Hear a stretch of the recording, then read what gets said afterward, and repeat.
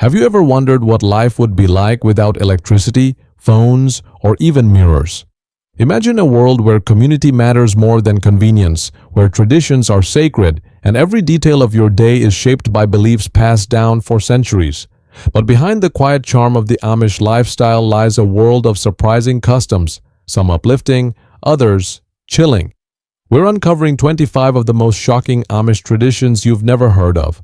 Some will warm your heart, others may leave you speechless, and one, near the end, might just change how you see modern society forever. Stay with me, because once you hear 18, you'll never look at the Amish the same way again. Let's begin with a tradition that feels almost impossible to believe. Imagine you're 16 years old. You've lived your entire life by strict Amish rules. No phones, no cars, no TV. Suddenly, your parents allow you to leave. Not just leave, but explore the modern world freely. This is Rumspringa, a running around period where Amish teens are encouraged to taste the outside world. Some dive headfirst into parties, alcohol, even nightclubs. But here's the twist. After this wild experiment, most return. They choose the Amish way of life. Voluntarily? Why? What kind of values must be so strong that teenagers willingly walk away from total freedom? As we move to the next tradition, remember, Rumspringa is not a rebellion. It's a test of the soul. In most cultures, childbirth is a moment of joy and noise. But in Amish communities, it's something entirely different, silent, sacred, and at times shrouded in mystery. Amish births often take place at home without anesthesia, doctors, or even a hospital bed. And here's the shocking part. There's a cultural pressure for the mother to endure the pain quietly. No screaming, no crying. It's believed that silence during childbirth reflects strength, humility, and spiritual resilience. But what toll does this take on women? This brings us to a darker tradition, one that whispers of control and fear. Imagine your entire community, your own family, turning their backs on you. You're not spoken to, you're not acknowledged, you become invisible. That's the ban, a form of shunning used to discipline those who disobey church rules. A father might shun his daughter for using a cell phone. A mother may be forbidden from speaking to her own son for dressing English. The silence is total, and sometimes lifelong. This isn't just social exile, it's psychological punishment, and it's how conformity is maintained in Amish life. But not all traditions are rooted in fear. Some are driven by extraordinary selflessness. When disaster strikes, the Amish don't call an insurance company, they call each other.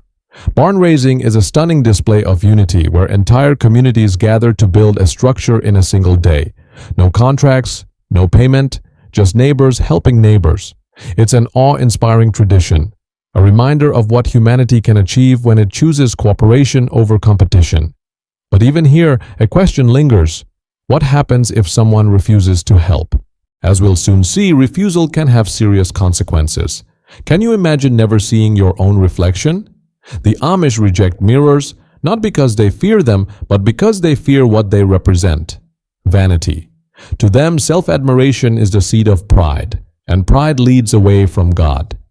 Even the mirrors they do use, like in cabinets, are often fogged or distorted. This discipline of humility touches every corner of their lives, from the clothes they wear to how they build their homes. And speaking of clothes, what if I told you they never use buttons? Let's explore why next.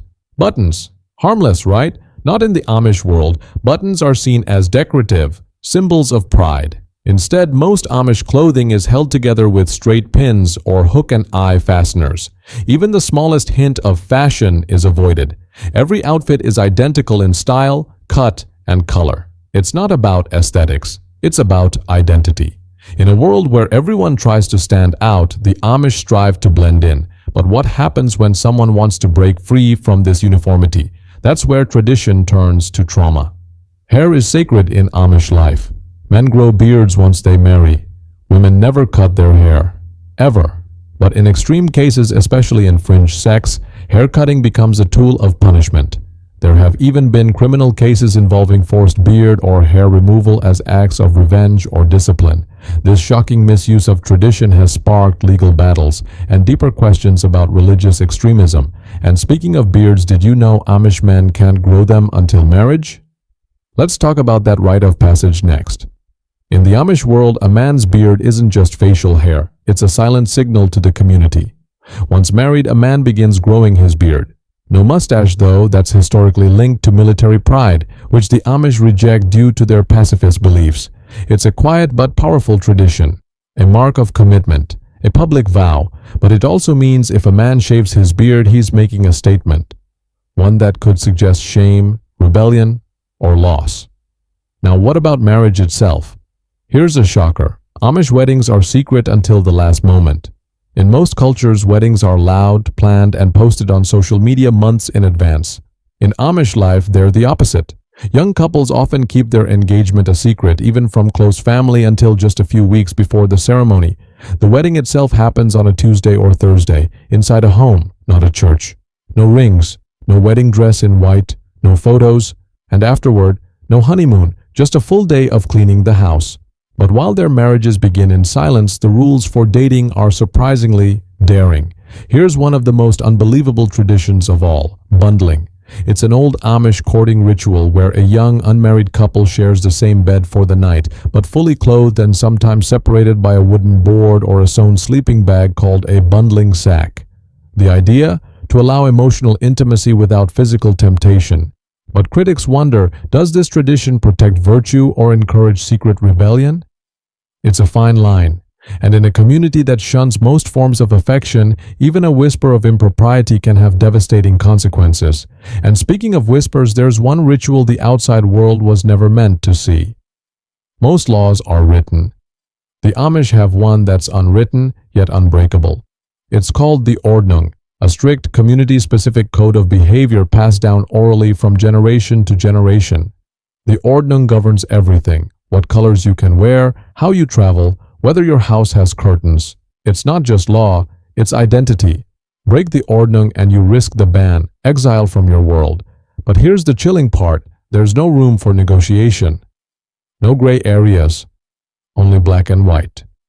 Which leads us to another hidden truth. When illness strikes, most of us rush to a doctor. The Amish might not. Many communities avoid modern medicine entirely, choosing herbal remedies and home treatments instead.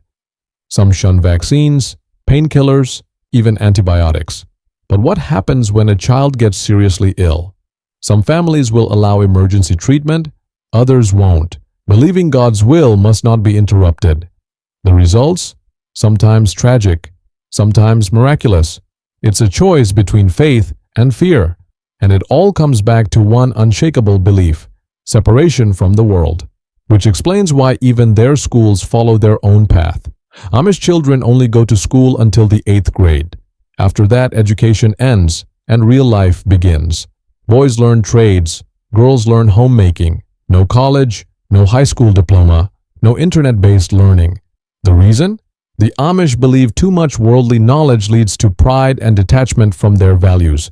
To outsiders, it may seem like suppression, but to the Amish, it's protection from a world that's drifting farther from their faith. But not all youth accept that path. Some Amish teens don't return from Rumspringa. They leave forever.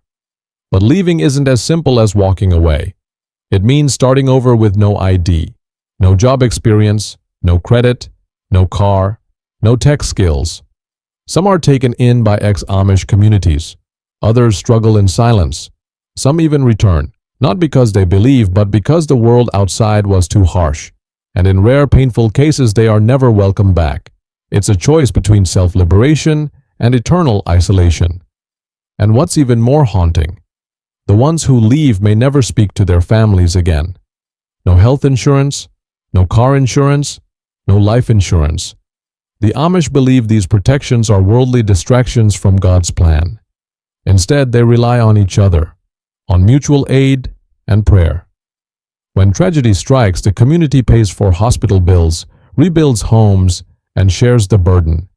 It sounds noble, but in large-scale disasters or medical crises, the system is tested to its core. Could you live without a safety net? For the Amish, that is the safety net. But not every test comes from outside. Some are buried deep within depression, anxiety, PTSD. These don't exist in Amish vocabulary. Mental illness is often misunderstood, if acknowledged at all. Those suffering are urged to pray harder, work more, or hide their pain. Therapy? Meds? Almost never. The result? Quiet suffering, and in some heartbreaking cases, tragedy.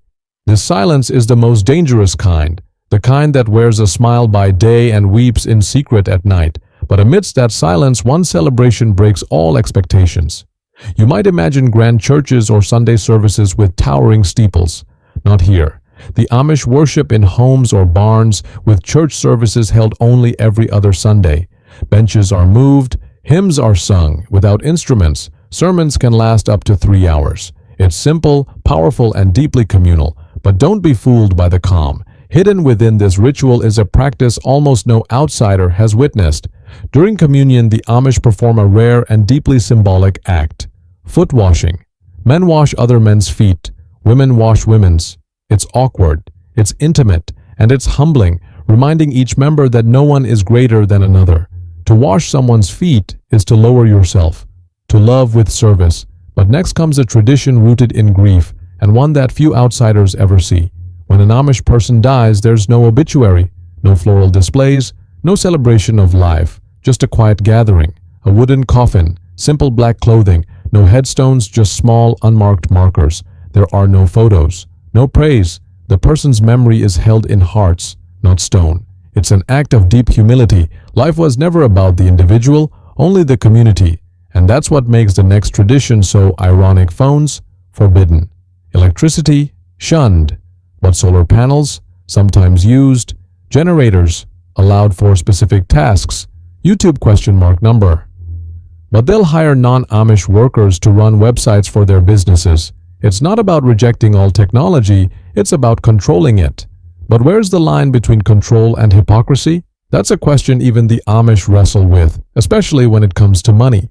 Despite appearances, some Amish families are incredibly wealthy. Furniture makers, farmers, and craftsmen who operate massive businesses without ever owning a computer. Cash only, quiet, humble. They don't flaunt their riches, but they manage generational wealth better than many modern millionaires. Still, it's not the money that defines them, it's their mission. And sometimes that mission leads to secret heartbreak. While Amish families often have 6 to 10 children, they almost never adopt outside the community. Why? Because they fear outside influences, genetics, or trauma could disrupt their spiritual purity. It's a controversial stance, and one that has drawn criticism from both within and beyond. But if you thought that was strict, wait until you hear what happens during a crisis.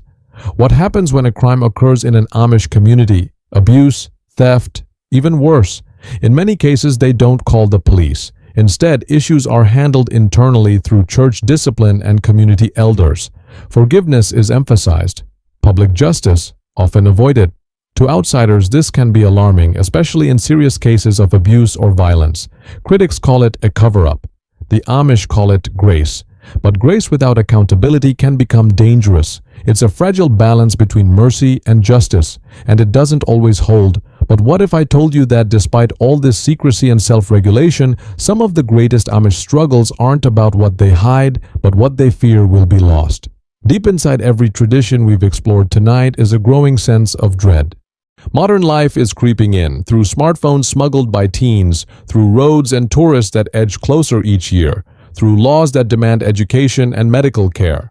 Some Amish leaders fear their world will not survive another generation. They fear not just change, but erosion, a slow, invisible drift away from everything their ancestors died to preserve. They can build barns in a day, but can they hold back time? That brings us to our final tradition, perhaps the most shocking of all. Not because of what it is, but because of what it asks of us. Here's the ultimate twist. No one is born Amish. You're born into an Amish family. But to become Amish, you must choose it. After Rumspringa, after seeing the world, you decide whether to be baptized and join the church for life. And once you do, there's no turning back. To leave after baptism is to be shunned permanently. So every adult Amish you've ever seen made a decision, knowingly, consciously, to give up modern life for something older, slower, harder, and, to them, holier. That's the final tradition, the one that defines all others: free will in the face of temptation. The Amish are not a relic of the past. They are a mirror, showing us what we've left behind in our rush to modernize: stillness, simplicity, silence, community.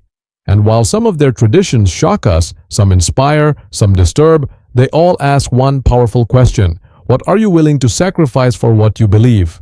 The world may not understand the Amish. It may judge them, mock them, or fear them, but it cannot ignore them, because in an age of noise, they've chosen quiet. In a world of excess, they've chosen less. And in a time where everyone's looking to the future, they've chosen to remember the past.